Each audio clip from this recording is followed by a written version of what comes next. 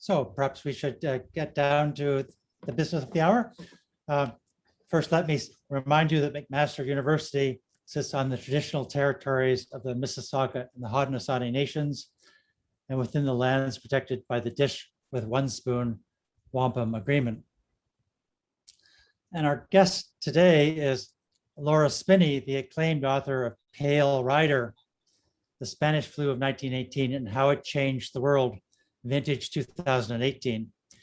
It's a spellbinding history of a past pandemic whose shadow has been cast over our present pandemic. So we're really honored to have Laura as our guest today in this first installment of our Syndemic Speaker Series, whose details are spelled out in the website of the Wilson Institute, which I have the honor to direct.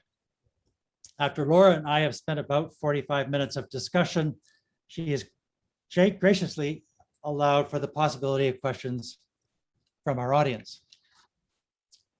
So Laura, as the author of Pale Rider, you have argued that, drawing in part upon the works of evolutionary biologists, the influenza epidemic of 1918 spread around the world largely because of the unprecedented mingling of people on the Western Front in the First World War, although there are three possible candidates for where the outbreak actually started.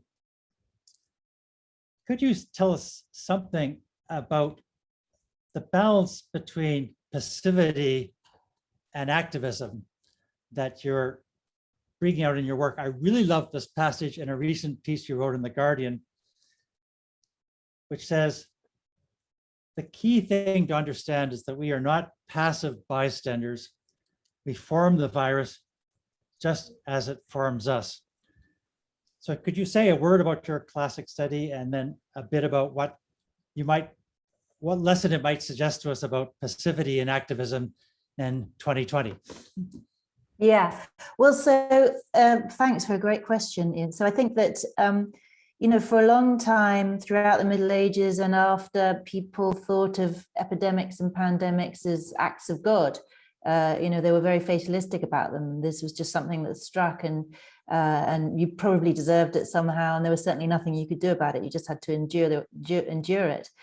And I think, beginning with, germ theory in the middle of the 19th century and an understanding of hygiene and infection control, we started to realize that wasn't quite true, that you could have an impact on infection and you could control it and you could, and then science evolved, and now we understand that in fact we shape epidemics and pandemics in a much more fundamental way. So it's, spill out, we talk about spillover events, zoonotic diseases that come from animals into humans, and that we shape the whole ecosystem that makes that possible through our use of the environment, through farming, through wildlife trade, and so on.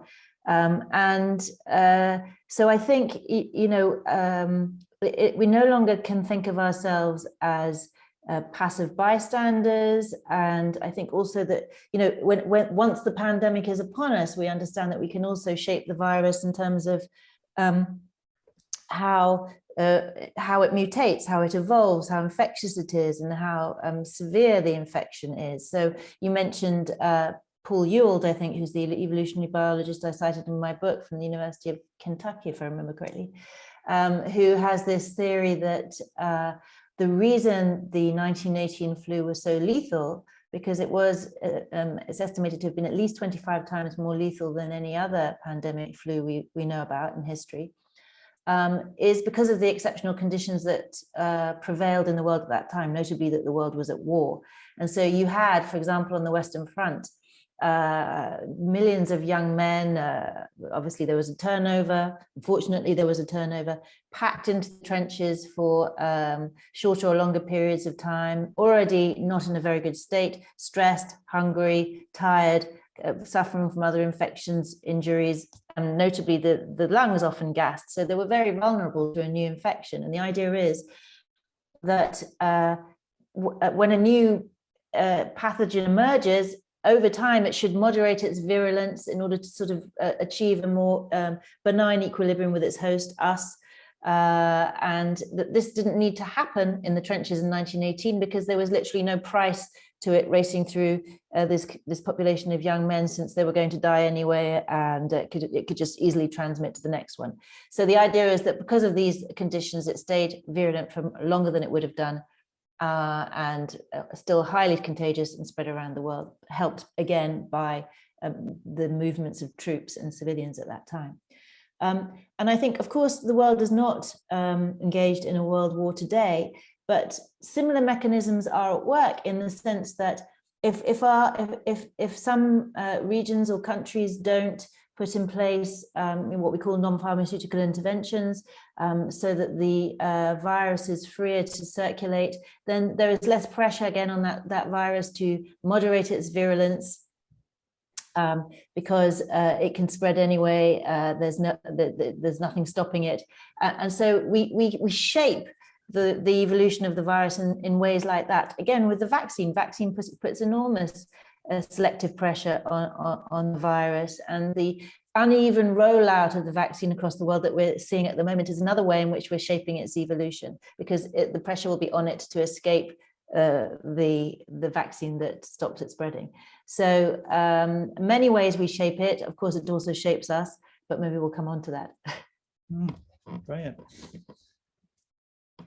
Just sticking with this memory of 1918, one of the big themes in the British discussion especially has been what some would call a kind of misuse of the memory of 1918, in the sense that people that I've been reading, like Devi Sridhar at the University of Edinburgh and others, have been saying that really British planners were fixated on 1918 as the kind of the pandemic.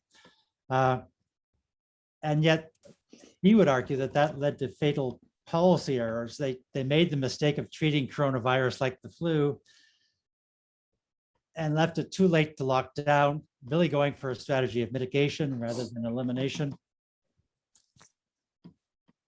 And for Richard Horton, he says that imagining COVID-19 as a rerun of the flu led to the greatest science policy failure in a generation. So I guess, would you agree with these assessments of the damaging effects of what we could call the heavy hand of history, the heavy shadow of 1918 over 2020? Did it actually have those serious policy effects? And maybe more broadly, do historians have the professional obligation to make themselves unpopular at times of the pandemic by saying, no, you're getting the history wrong? I mean, I think it's fascinating. There's a certain irony in this conversation, because I mean, I wrote my book because nobody was talking about 1918. You know, approaching its centenary, and nobody was talking about it. And you know, only a year ago, still in this pandemic, but for many years beforehand as well, public health experts were wringing their hands over the fact that we, you know, we never take the lessons away. We don't remember. We go through this cycle of panic and complacency, as they talk about it, you know, where we panic when the new pandemic emerges, and then we forget it immediately that it's gone, and we don't learn the lessons, and voila, and that continues. So, I mean, I think it has to be a question of which lessons to take from history. And that, of course, is the nub of it. That's where all the difficulty lies. I mean, we certainly, okay, so flu and COVID are fundamentally different diseases. They're both respiratory diseases. They have some things in common, but the pathogens belong to different families and they behave differently. And I think that is what is preoccupying the experts that you talked about, and with good reason. So for example, and they've acknowledged this, you know, the consensus on flu is that it cannot be eliminated.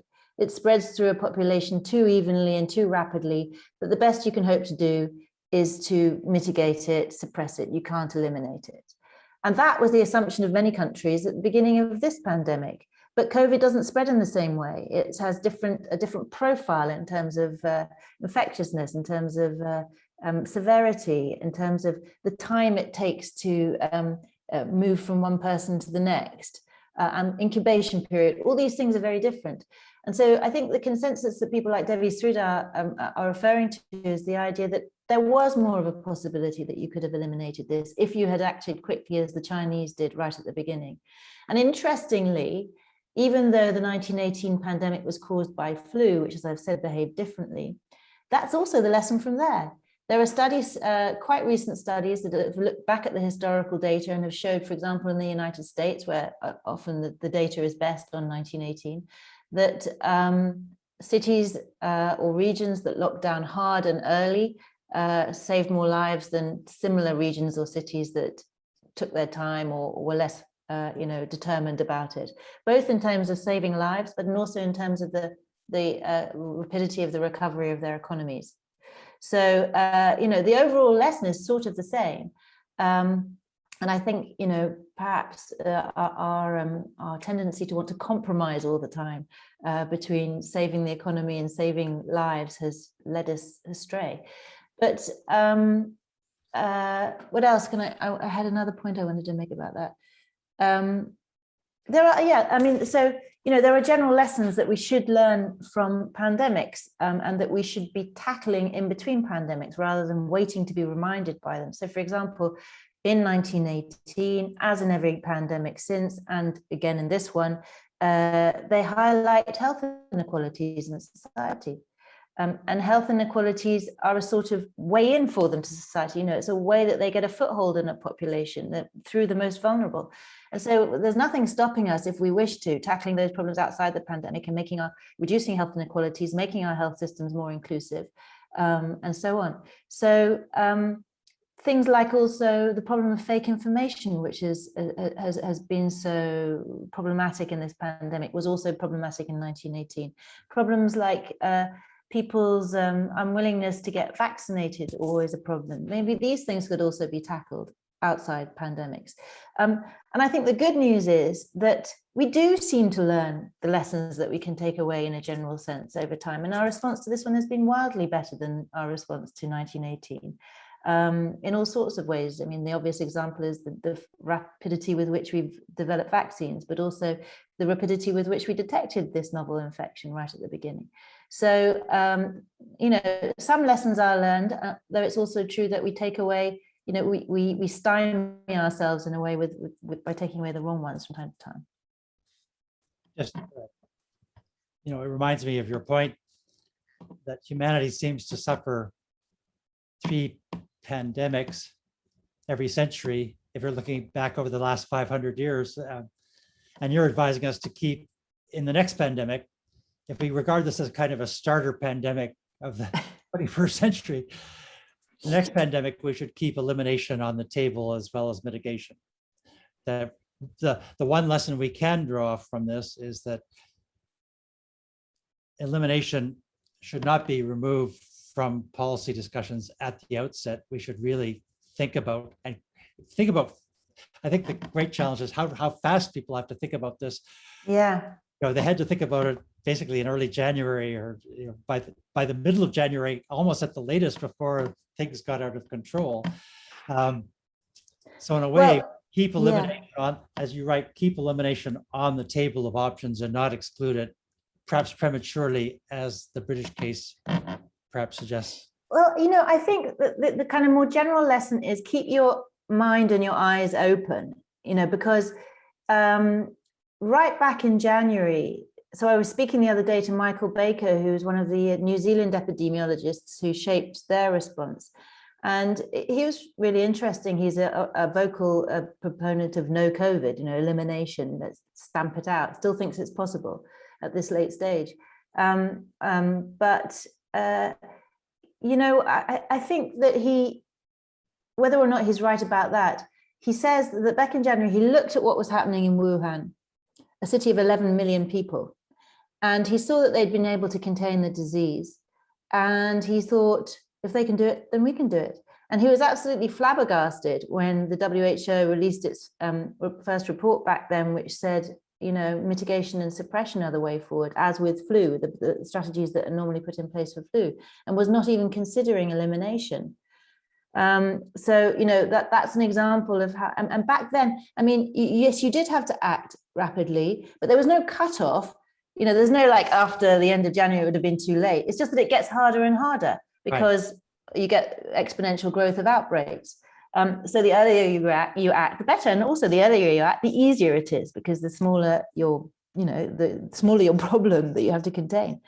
Yeah, I think it's more a question of keeping your mind open and of course, looking forward. I was trying to look forward with that piece and say, next time, because there will be a next time. I mean, it's 3 pandemics on average over the last 500 years. And in fact, we've already had one this century, though it was a little bit anticlimactic, the one in 2009. But I was just trying to say, let's consider it. And let's remember that at the beginning of the next pandemic, we'll probably know as little as we did about this disease.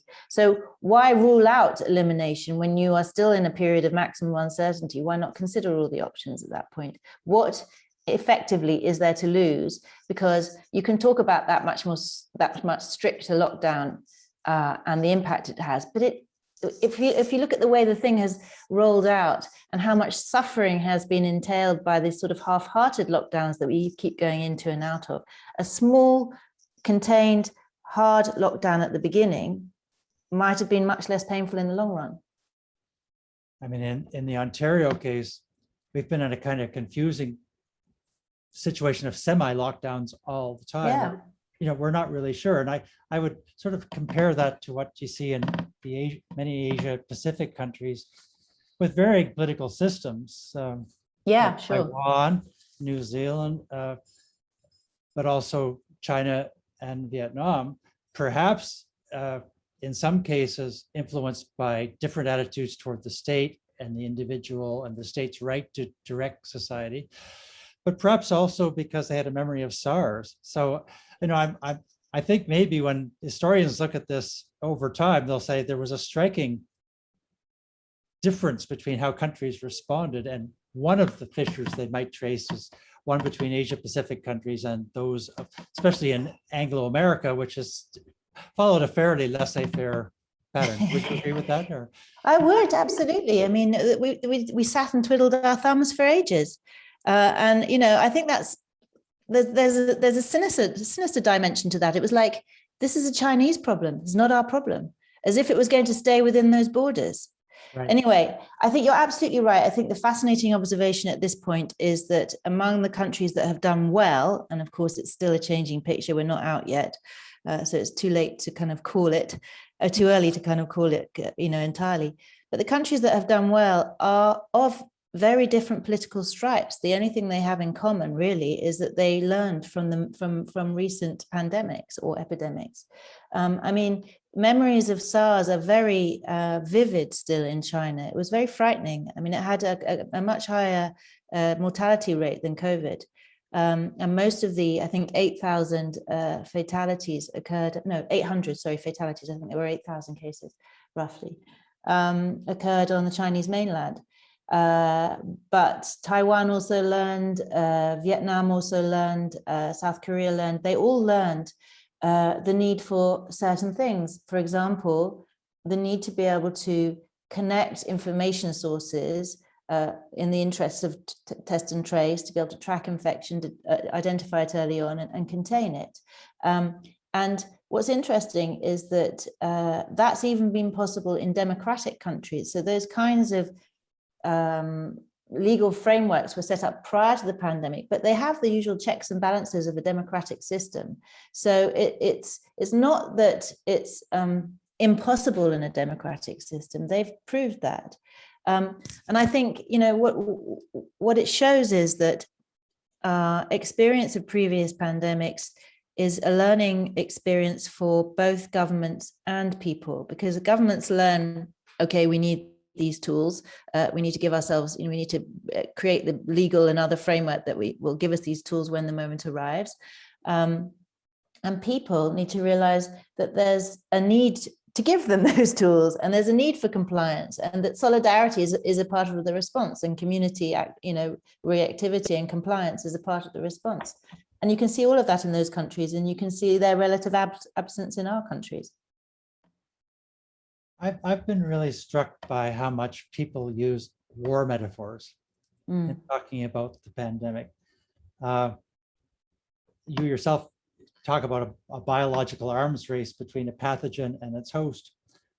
It's hard to get away from it, it's true. There are cliches. And I noticed many in Anglo-American and Canada use the metaphor, the analogy of the struggle against Nazi Germany. I wonder if there's a risk of such martial language, and in many ways, like two risks. One is that it encourages us to think still that we're at war with nature, and that we're at war with the virus, when in fact we have co-evolved with the virus, so we're part of the nature, and really a question of managing the metabolism with nature in a natural, logical, rational way, to quote an authority, rather than being at war with it. But the other risk I see is, can this lead to a kind of transition of martial language in general, in which we slip into a Cold War way of thinking about attributing this to a malign and malicious other who's desperately trying to undermine our state's power? And we're really back to the 50s in terms of a very polarized world, using almost the pandemic as an excuse to get there. Yeah, so I am guilty of using these metaphors, although I try to avoid them as much as possible. But I think my thinking on this has evolved over the last year or so. So I think there's a few things going on. I think, first of all, I understand why Joe Biden and others use this kind of language, because they want to help people get over a kind of natural passivity, what we were talking about earlier, this idea that this is something that happens to us and we can't do anything about it. And they want to persuade them to act. And so that's one reason why they use it, this kind of language. I also think that it also reflects that changing understanding of pandemics that we were talking about earlier, the fact that we aren't passive and that we do shape them. And so there is a certain justification for talking about it as an enemy, which is trying to outwit us. Okay, it's not trying to kill us, but it is trying to survive. And in surviving, it does kill some of us. Right. So, there is a sense in which we need to outwit it. I mean, we were talking earlier about how, the conditions, the world war shaped the pandemic, and there wasn't really that understanding at the time, but it was still the case that people's behavior determined to a large extent the outcome and the unrolling of that pandemic. And we understand more about that today. And so, that there is, I think, then that is reflected in that language. And the third thing I think is that pandemics, whether we like it or not, are fundamentally political. And there's no better example of that than the naming of the 1918 flu, the Spanish flu, when there was nothing particularly Spanish about it, of course.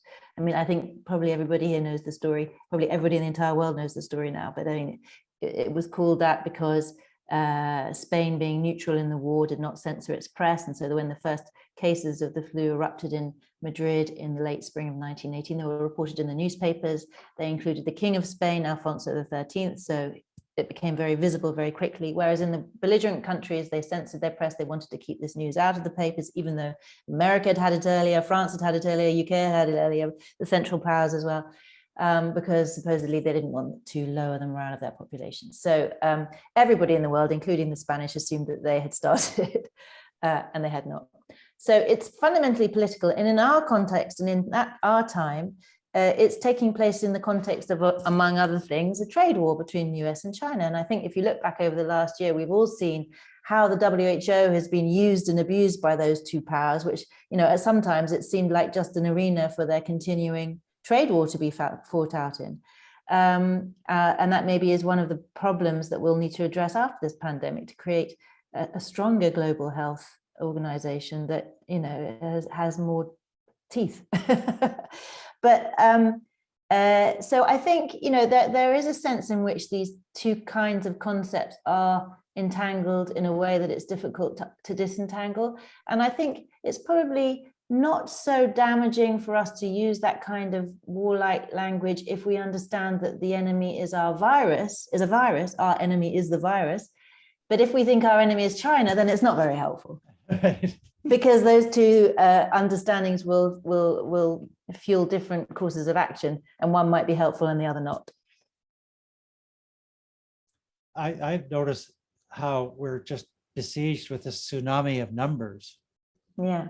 And that in me encouraged a sense of, I don't really trust all the numbers very much because they seem like descriptive statistics that cannot actually be totally reliable from some of the countries that are reporting them. And secondly, it creates a sense of being in a natural phenomenon like a wave. We keep on talking about waves of numbers and graphs and charts and flattening the curves. In a way, I think that kind of robs us of our agency. Would you agree with that assessment of how epidemiology is being sort of brought into the public sphere? And you find, people fighting about the numbers in a way that in a sense undermines the credibility of what is a very important enterprise. I mean, I do think there is something in that. I think, how unique is it to pandemics? I mean, Stalin said whatever he said about, the death of one man is a tragedy and the death of a million is a statistic. We are not very good at relating to large scale death, whatever the cause of it. But I think you're right that there is something fundamentally different in the nature of these different kinds of disasters. And the most obvious comparison is a war and a pandemic. And I tried to kind of explore this a little bit in my book because I was trying to, at the time, explain to myself as much as to anyone else why our memory for pandemics is less good than our memory for wars, which was, after all, the reason why I wrote that book in the first place, that we forgot this terrible, catastrophe that killed more than any other disaster in the 20th century, maybe in any other century. So I think, it is harder to get the data on a pandemic. It's harder then, but it was harder now. You've got to be able to, I mean, in 1918, for example, there was no such thing as a lab confirmed diagnosis of that disease. I mean, there is today, but still lots of people are asymptomatic. People may experience mild symptoms at home, never see their doctor. Maybe they don't have the respiratory disease, but they go on, to have long COVID later. Or maybe some people die and they're misdiagnosed. But there's always all these problems. And the chances are that the figures we're working with today for COVID are probably underestimates, but we don't know.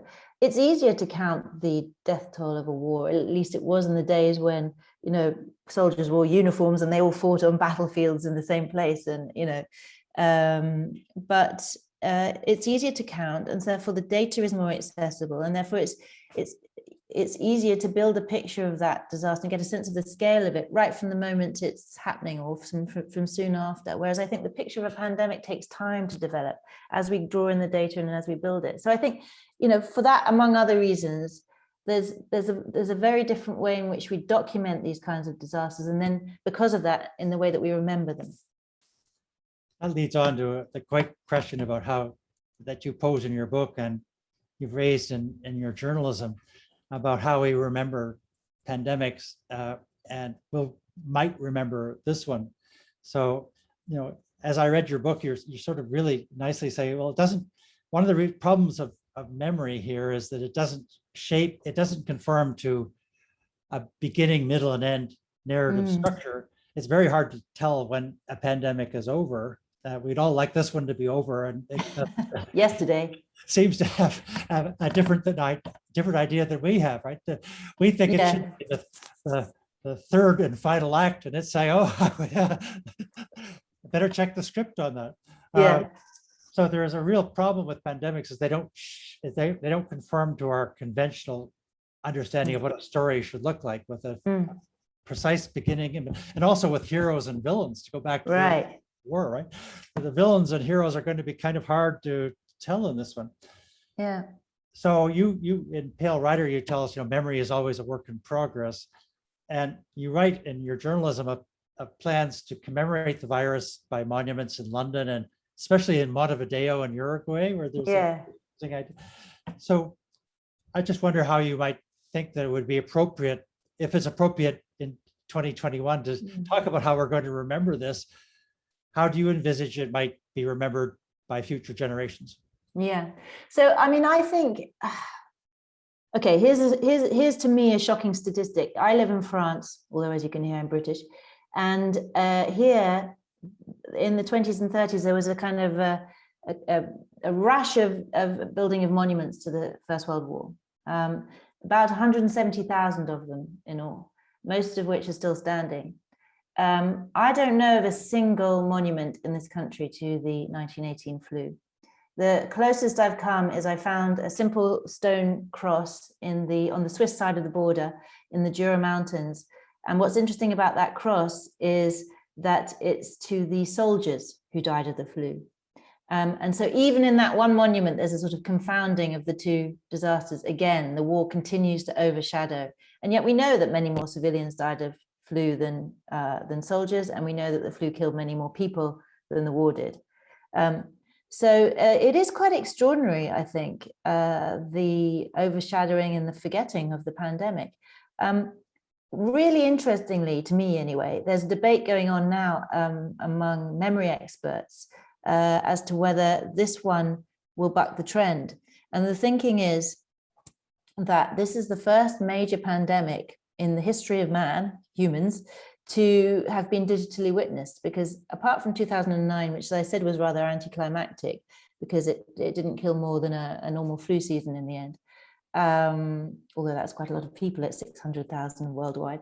But this is the first major pandemic to have been digitally witnessed, to have happened after the internet revolution. And that means that anyone in the world who has access to the internet could have, if they wanted, from the beginning of this pandemic, tracked infection rates, mortality rates in almost real time.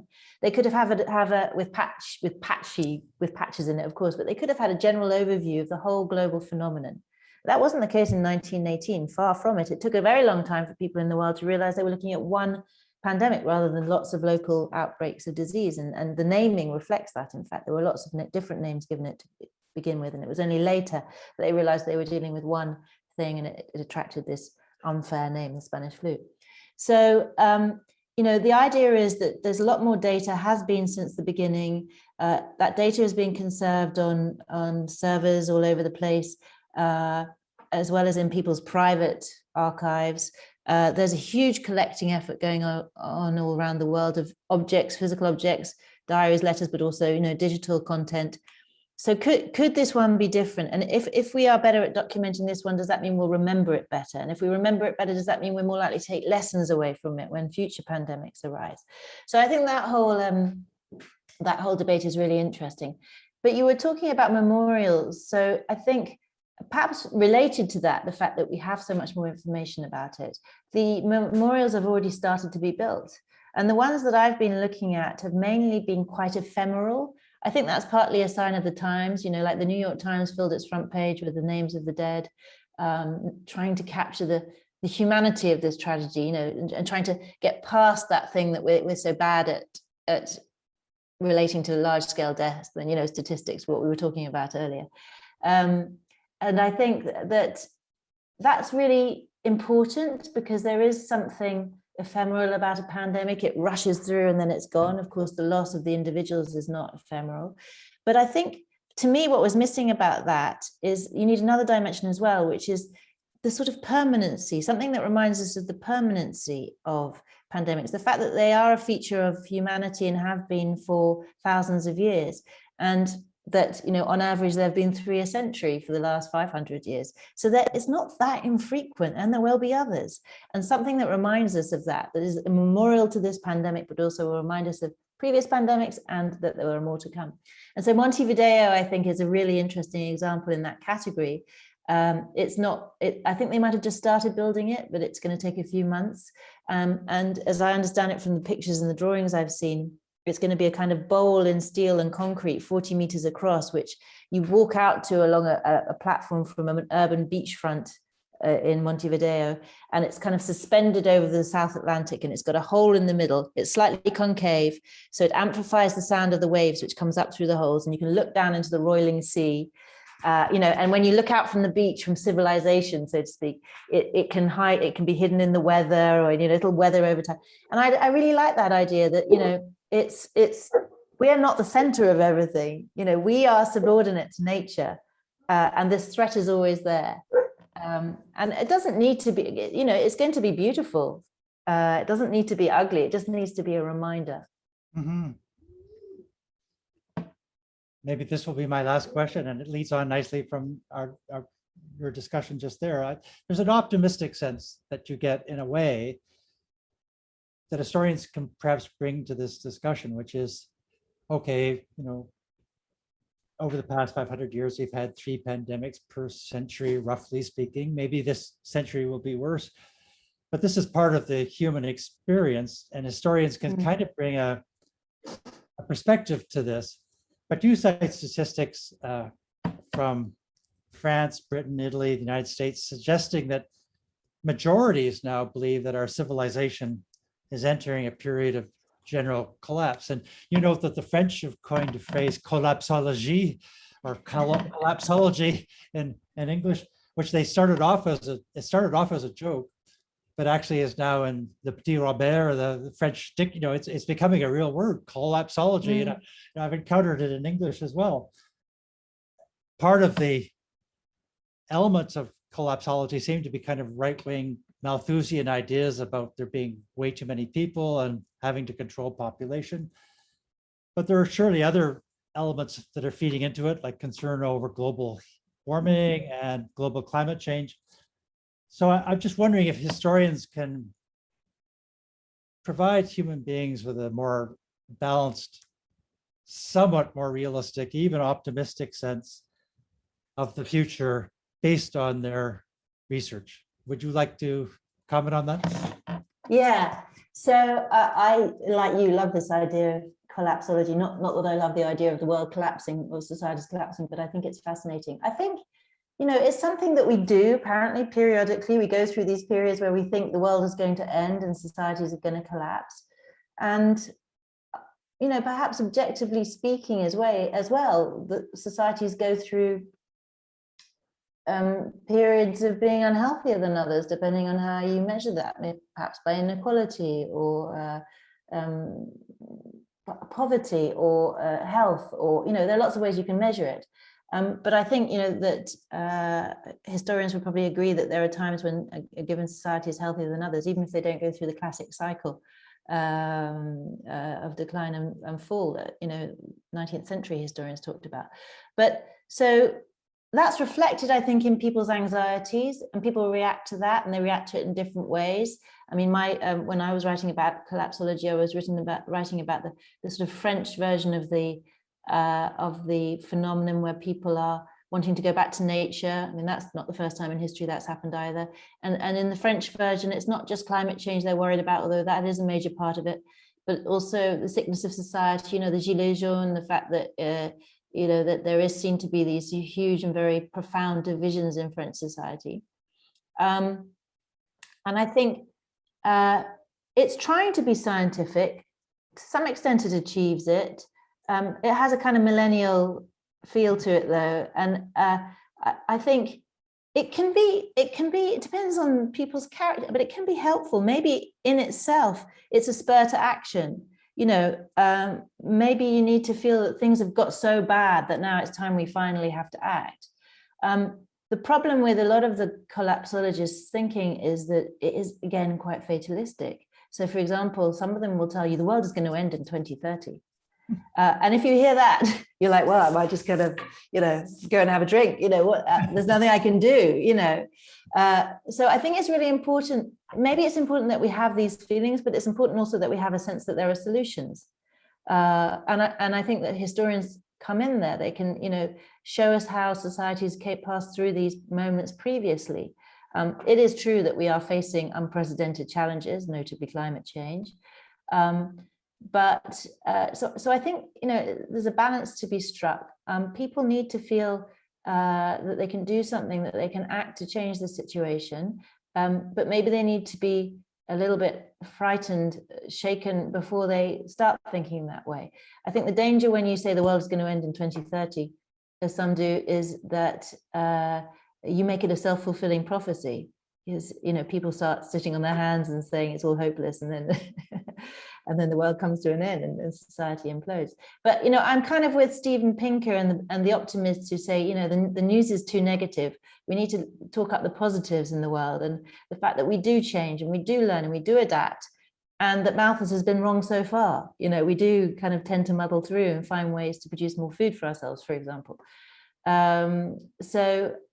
know, and I think probably the weight is still towards the pessimistic, and, you know, the times do feel pessimistic at the moment. But I read, for example, a piece the other day where his name was Stephen Baragni, was writing in the Guardian saying, you know, the vaccines are working. You know, focus on the positive. They are making inroads, and let's focus on that. And you know, there's bad news too, but the good news is the vaccines are working. Let's hang on to that. So you know, I think it's important to talk up the positives. That's my final comment. I mean, you could say optimistically, it's knit us together far more profoundly as one human. Right. And in many ways, Western hubris, our sense of being so much better than everybody else, has been sort of knocked down several pegs, because it could be we have enormous lessons to learn from the rest of the world. Yeah. Right, and then there's a bit of good news buried in that as well, because okay, we didn't go through SARS or MERS or Ebola, and we didn't learn those lessons like the countries that did, but now we have been through COVID, and maybe we won't come through this one as well as those other countries, but the next generations have a chance of facing the next pandemic better in our countries because they've been through this one. So, you know, I'm not saying it's good we had a pandemic, but I'm saying that there is a silver lining. Okay, brilliant. Thank you.